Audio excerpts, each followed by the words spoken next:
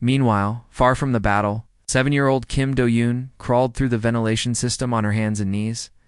The metal ductwork was barely wide enough for her small body, and every few meters she had to stop and rest, or stuffed. Rabbit was tucked inside her jacket, and she could feel its soft fur against her chest with each breath. Her father had taught her about the emergency routes during one of their weekend games.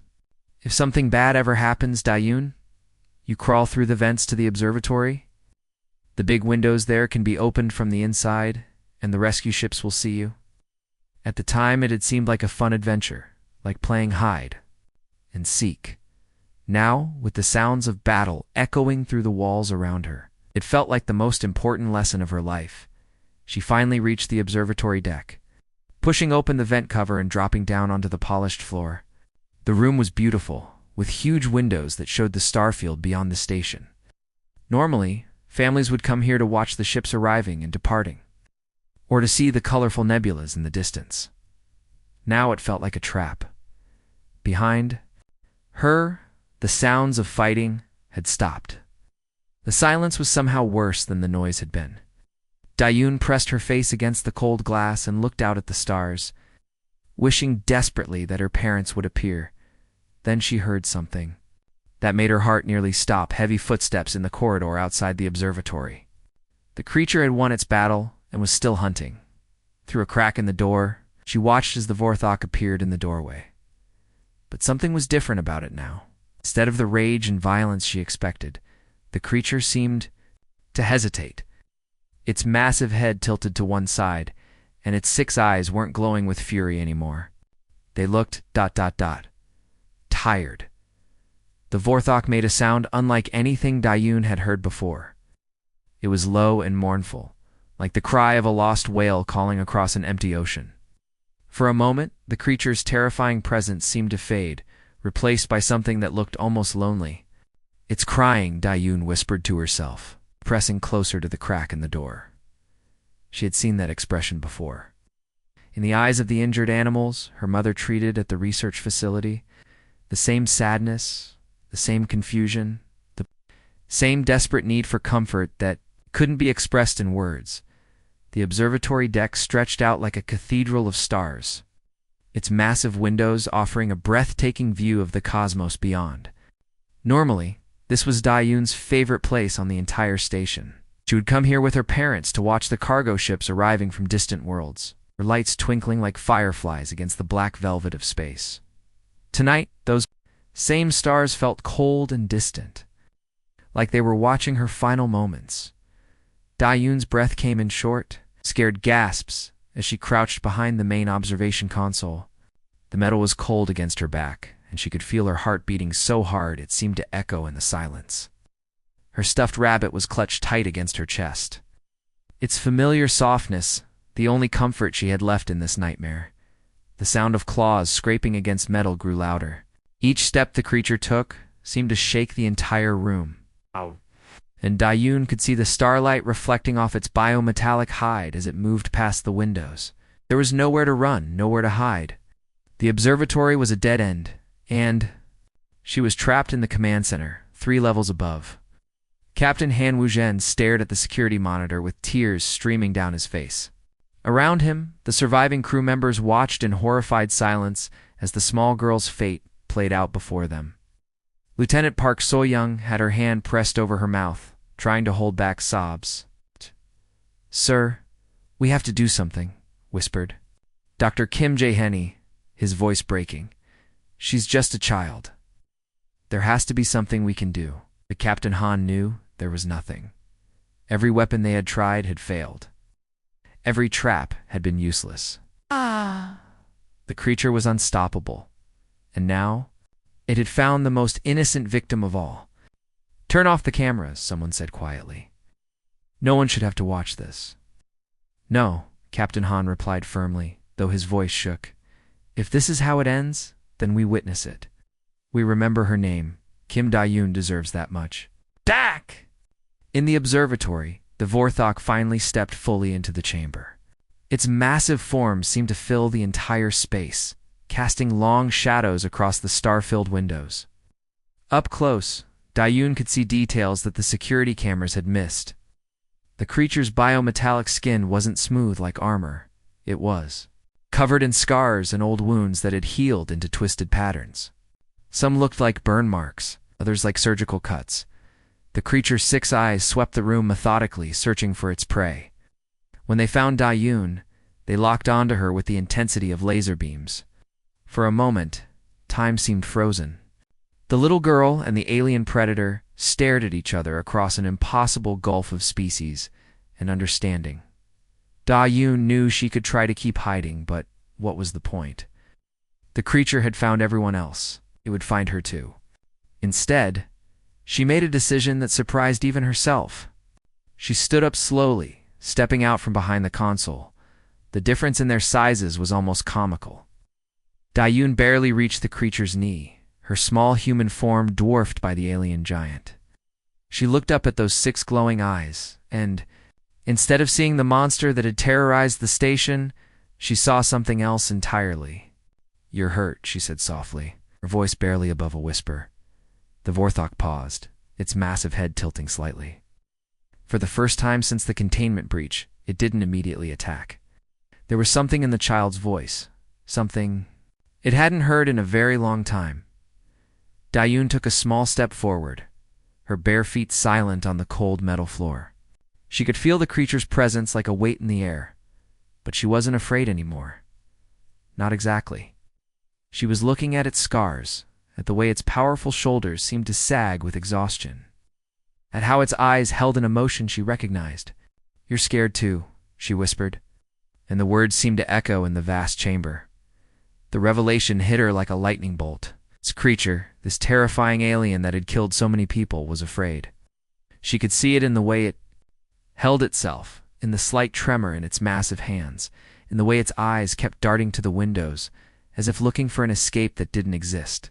Dayun remembered grandmother's stories about the old days on Earth, about wild animals that would attack when they were frightened or hurt. Her grandmother had been a veterinarian, and she always said that the most dangerous animals were often the most scared ones. They're not mean because they want to be mean, her grandmother had explained while treating an injured fox. They're mean because they don't know any other way to protect themselves. The Vorthok took another step closer, but its movement was hesitant now, uncertain. Dayun could smell something strange in the air, not the metallic scent she expected, but something organic, almost like the animal enclosures at the research facility. She thought about her grandmother's old dog, Buster, who had been rescued from a fighting ring. When he first came to live with them, he would growl and snap at everyone, but her grandmother never gave up on him. She would sit quietly nearby, speaking in gentle tones until the dog began to trust her.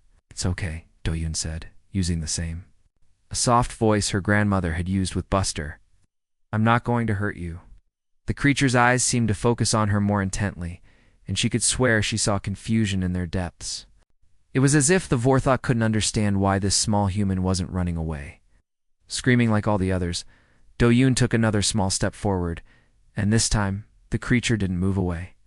They were close enough now that she could see her own reflection in its biometallic hide, could feel the warmth radiating from its massive body. She remembered how her grandmother would give simple commands to frightened animals, not to dominate them, but to give them something familiar to focus on, something that didn't require them to think about their fear.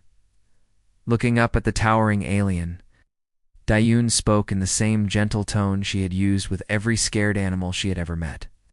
The word came naturally, without thought, carrying with it all the kindness and understanding a 7-year-old could muster. The word hung in the air between them like a bridge across an impossible chasm. Throughout the station, every surviving human held their breath, waiting to see if this moment would end in miracle or tragedy. The silence in the observatory stretched for what felt like an eternity. Dayun's single word hung in the air like a spell, and for a moment, nothing moved except the distant stars outside the massive windows. The Vorthok stood frozen, its 6 eyes fixed on the small human child who had just spoken to it as if it were a pet dog instead of a galactic terror. Then, slowly, impossibly, the creature began to lower itself toward the ground. Its massive legs bent with mechanical precision, and its 4-meter frame descended until it was sitting on the metal floor like an enormous alien house cat. The deadly claws that had torn through reinforced doors and armored soldiers were now folded peacefully in front of its body. Its 6 eyes never left Dayun's face, but their furious red glow had softened to something warmer in the command center. Captain Han Wujin felt his legs give out beneath him, collapsed into his chair, staring at the security monitor with his mouth hanging open. Around him, the surviving crew members stood in complete shock, unable to process what they were seeing. "Sir," Lieutenant Park Soyoung whispered, her voice barely audible. "Sir, did that just actually happen?" Before Captain Han could respond, Dr. Yoonji Wo's voice crackled over the intercom from the medical bay. "This is scientifically impossible," she said, her voice filled with wonder and disbelief. "According to every study we've conducted, Vortex are completely immune to all forms of mental influence. Their neural structure is unlike anything we've ever encountered. They can't be hypnotized, they can't be controlled, and they certainly can't be tamed." But as everyone watched their monitors, it was clear that something unprecedented was happening. The small girl took a tentative step toward the sitting creature, her stuffed rabbit still clutched in one arm. "Easy, easy," Dayun whispered, using the same soothing tone her mother used when treating injured animals at the research facility. "I'm not going to hurt you." The Vorthok remained perfectly still as she approached, though its massive head tilted slightly to follow her movement. Up close, Dayun could see details that the security cameras couldn't capture. The creature's biometallic skin wasn't just scarred. It was covered in old wounds that told a story of pain and suffering. There were circular marks that looked like electrical burns, probably from shock weapons. Long, precise cuts that seemed surgical in nature, evidence of the experiments that had been performed on it. And deeper scars that looked like they came from battles, from conflicts where this creature had been forced to fight against its will. "You've been hurt so many times," Dayun said softly, her voice filled with the kind of innocent compassion that only children possess. "They made you do things you didn't want to do, didn't they?" As she spoke, she slowly extended her small hand toward the creature. In the command center, several crew members gasped, certain they were about to witness the child's death, as the Vorthok didn't move to attack. Instead, its massive head lowered until it was level with Dayun's face, when her tiny fingers finally made contact with the creature's biometallic skin. Something extraordinary happened. The moment Dayun's hand touched the Vorthok, her mind was flooded with images. But these weren't the violent, terrifying memories everyone would have expected. Instead, she saw scenes that made her heart ache with recognition. She saw young Vorthax playing together in what looked like a vast, crystalline forest. Their biometallic skin gleamed like mirrors as they chased each other through structures that seemed to be grown rather than built. She watched as adult Vorthax gently guided their young, teaching them to hunt for strange, glowing fruits that hung from translucent trees. Most importantly, she saw this creature, her creature. In its natural role, it wasn't a weapon or a monster. It was a protector, a guardian that watched over the smaller members of its family with infinite patience and love.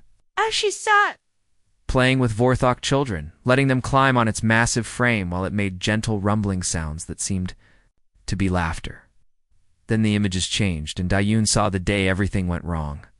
She watched through the creature's eyes as strange ships appeared in their crystalline sky. She felt its confusion and fear as energy weapons began destroying the forest homes. She experienced its desperate attempts to protect its family as they were captured one by one, taken away to places unknown.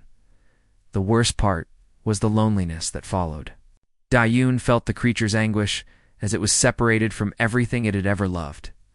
Locked in metal cages and subjected to painful experiments, she experienced its growing rage and despair as it was trained to be a weapon. Forced to fight in battles it never wanted to participate in. "You're not a monster," Dayun whispered, tears streaming down her face as she shared the creature's memories. "You were protecting your family. You were just trying to go home." The Vorthex's 6 eyes began to change color, shifting from the angry red that had terrorized the station to a soft, gentle blue. The transformation was gradual, like watching a sunrise, and with it came a change in the creature's entire presence. The menacing aura that had made everyone afraid began to fade, replaced by something that felt almost grateful in the medical bay. Dr. Yoon-gi Woo was frantically taking readings from her instruments. "Captain, you need to see this," she called. Over the intercom, Creature's bio-readings are completely different now. Its stress hormones are dropping to normal levels, and its brain activity is showing patterns I've never seen before. It's like it's experiencing peace for the first time in years. Through the security monitors, everyone could see the change happening. The vortex posture had relaxed completely, and it was making soft, rumbling sounds that seemed almost like purring. Dayun had both her small hands pressed against its massive head now, and she was speaking to it in the gentle, comforting voice that her grandmother had taught her to use with frightened animals. "I know you want to go home," she said softly. "I miss my home too sometimes, but maybe we can be friends until we figure out how to get you back to your family." The creature's response was to lower its head even further until its forehead was gently touching Dayun's chest. The gesture was so human, so filled with gratitude and relief, that several crew members in the command center began to cry. Captain Han Wujin wiped his eyes and activated the station-wide intercom. His voice shook with emotion as he spoke to his crew. "All hands, this is the captain. The immediate threat has been neutralized. I repeat, we are no longer in danger. Prepare medical teams for casualties, but do not, under any circumstances, approach the observatory without my direct authorization." As he spoke, he kept watching the monitor, hardly believing what he was seeing. A 7-year-old girl had accomplished something that the galaxy's most advanced military forces had never managed. She had reached through the rage and pain of a traumatized creature and found the gentle soul that lay beneath. The universe had just witnessed the moment when everything changed, and it had all started with one simple word spoken with kindness. Instead of fear, when the first rescue ship approached Titan Research Station 3 hours later, Admiral Kim Sang-woo expected to find nothing but floating debris and bodies. The distress signal had painted a grim picture. Containment breach, its multiple casualties, and a loose Vorthok tearing through the station like a nightmare come to life. "Sir, we're getting strange readings from the station," reported his communications officer, Lieutenant Yoon Min-young. "The structure is intact, and we're detecting life signs. Lots of them." The Admiral frowned as he studied the scanner displays. "That's impossible, a Vorthok loose on a civilian station. Shouldn't be any survivors." But as their ship docked with the station, they found something that defied every piece of military intelligence they had about these creatures. Captain Han Wujin was calmly coordinating an evacuation in the main hangar bay, while injured crew members were being treated by medical teams. And in the corner of the hangar, sitting quietly beside the galaxy's most feared predator, was a small girl with a stuffed rabbit. Dr. Song Haijin, the lead xenobiologist on the rescue team, nearly dropped her scanning equipment when she saw them. "Captain Han, what in the name of the stars is happening here? Our intelligence report said you had a containment breach with a Vorthok. Why isn't everyone dead?" Captain Han looked over at Dayun, who was gently stroking the massive creature's arm while whispering to it in soft tones. The Vortex 6 eyes had remained that peaceful blue color, and it made quiet rumbling sounds whenever the child spoke.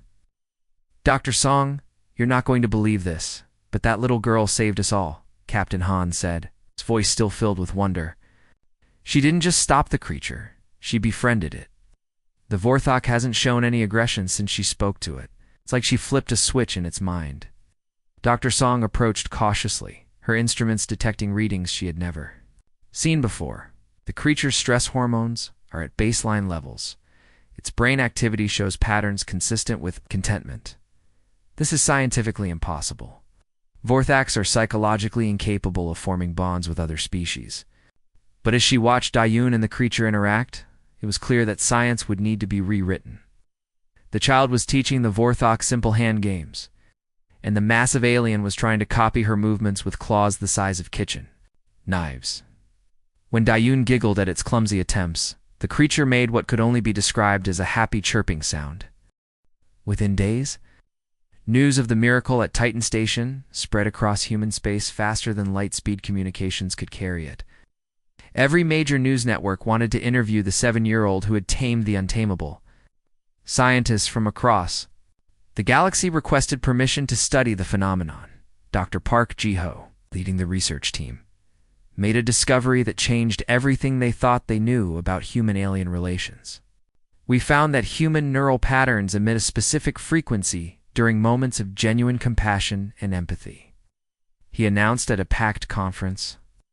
This frequency somehow resonates with Vorthok pack bonding instincts. It's as if millions of years of evolution prepared us for this exact moment. The implications were staggering. For generations, humans had been seen as one of the weaker species in the galactic community, good at adapting and surviving, but lacking the physical strength or advanced technology of other races. Now, it turned out they possessed something far more valuable: the ability to connect with hearts and minds across the vast differences between species. 6 months after the incident at Dodd, Yoon found herself at the center of the most ambitious diplomatic mission in galactic history. The Galactic Council had approved an expedition to the Omega Sector, where wild Vorthok packs still roamed free, to attempt first contact using the new understanding Yoon had provided. The diplomatic ship New Hope was specially designed for the mission, with comfortable quarters for both humans and their new Vorthok companion. Yoon had named him Star because of the constellation-like patterns that appeared in his eyes when he was happy, and he had become her constant guardian. "And friend, are you nervous, Yoon?" Stajin, as their ship approached the Omega Sector. The region was infamous as the site of brutal battles between human forces and Vorthok packs, where thousands had died on both sides. Yoon looked out the viewing port at the swirling purple nebula that marked their destination. Star sat beside her, his massive form somehow managing to look protective and gentle at the same time. "A little," she admitted. "But Star says his family is out there somewhere. He can feel them through something he calls the deep song. They're scared and angry, just like he was." The first contact came sooner than expected. As their ship entered the outer system, 12 massive shapes appeared on their sensors, surrounding them in a perfect formation. The wild Vortex had found them first. "They're bigger than Star," Yoon observed, watching the creatures through the ship's external cameras. These were Vortex who had never been captured, never been tortured, or turned into weapons. They moved with a fluid grace that spoke of intelligence and coordination. The pack leader approached their ship, and its psychic roar shook the hull so violently that several crew members were thrown to the floor. Warning alarms blared as the creature's mental assault began affecting the human crew. "Yoon, get to the safe room," Ambassador Lee shouted over the noise. But instead of running, Yoon moved toward the airlock. "Open the outer door," she said calmly. "Absolutely not. The creature will kill you the moment you step outside." "No, it won't," Yoon replied with the certainty that only children possess. "Star told me what to do. His people aren't angry at us specifically. They're angry at everyone because they've been hurt so badly. But if I can show them that some people are different, that some people care about them as more than just weapons or monsters, then maybe they'll listen." Against every protocol and regulation, Ambassador Lee found herself opening the airlock. Yoon stepped out into the void wearing a child-sized spacesuit. With Star floating beside her using thrusters designed for Vorthok physiology, the moment the pack saw Star, their aggressive posturing changed. The pack leader approached slowly. Yoon watched through her helmet as the two Vorthoks touched foreheads in what was clearly a greeting between family members. Yes. Star's eyes blazed with joy as he was reunited with his lost pack. Then Star did something extraordinary. He turned to Yoon and gently took her gloved hand in his massive claw, presenting her to his family. In that gesture, he was vouching for her, telling his pack that this small human was worthy of trust. Yoon looked up at the pack leader, whose 6 eyes glowed with suspicious red light, and spoke the same words that had saved her life on Titan. "Station, you're scared too, but you don't have to be scared of me." One by one, the pack settled around her, their eyes slowly shifting from angry red to curious blue. Ow. The deep song that Star had told her about began to resonate through space, not a weapon this time, but a greeting, a welcome, and acceptance. Over the following years, as Dayun grew from a frightened child into a confident young woman, she became humanity's first and most successful Vorthok ambassador. The former weapons of war became humanity's most loyal allies, their incredible strength now used to protect, rather than destroy. Together, they brought peace to sectors of space that had known only conflict for generations. The galaxy learned something profound that day. Humanity's greatest strength had never been their technology or their weapons. It was their unique ability to look beyond fear and hatred to find the heart that beat within every living being. A single word spoken with kindness instead of command had changed the fate of two species forever. Years later, when young diplomats asked Dayun about the secret to her success, she would smile and give them the same advice her grandmother had given her long ago. Sometimes the most powerful thing you can do is simply choose to understand instead of choosing to be afraid. The universe was a friendlier place because a 7-year-old girl had seen a monster and decided to offer it kindness instead of fear. And in the vast tapestry of space that made all the difference, the END.